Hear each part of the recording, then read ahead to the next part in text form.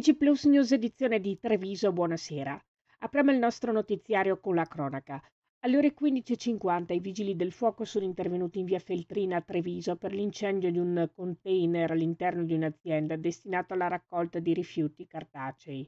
Le squadre dei vigili del fuoco provenienti dalla sede centrale di Treviso hanno provveduto ad estinguere l'incendio evitandone una sua propagazione alle auto parcheggiate vicino. Non risultano fortunatamente feriti o particolari danni. L'intervento è in corso di conclusione.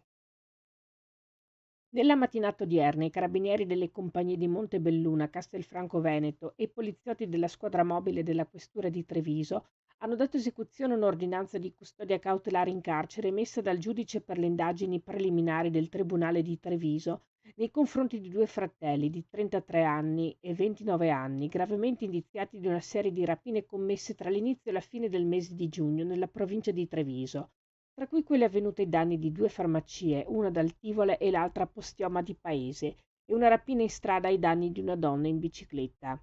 Le indagini, coordinate dalla Procura della Repubblica presso il Tribunale di Treviso, hanno consentito di risalire all'identità degli autori grazie a un minuzioso lavoro investigativo, basato sulla visione dei filmati delle telecamere di sorveglianza pubbliche e private, sull'analisi dei tracciamenti targa, sul confronto tra le immagini video e i tratti fisici, gli indumenti e i tatuaggi dei soggetti monitorati.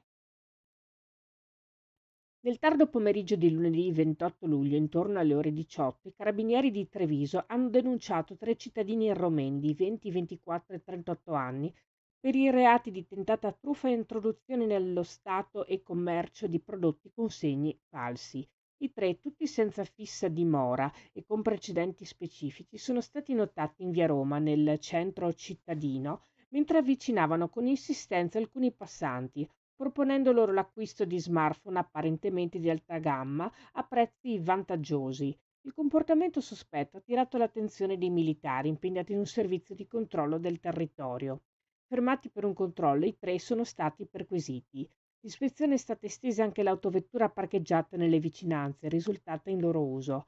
All'interno del mezzo, i carabinieri hanno rinvenuto tre confezioni contenenti simulacri di iPhone 16 Pro Max da 512 GB, tutti con lo stesso codice email e dotati di un falso sistema operativo Apple non funzionante e pieno di errori. I dispositivi, chiaramente contraffatti, sono stati sequestrati. E nel corso della serata di mercoledì 30 luglio i carabinieri di Treviso hanno denunciato in stato di libertà due uomini di 48 e 52 anni, entrambi di origine georgiana e già noti alle forze dell'ordine per furto aggravato. I due, privi di fissa dimora in Italia, sono stati fermati intorno alle ore 18 in via 4 novembre a bordo di un SUV MG.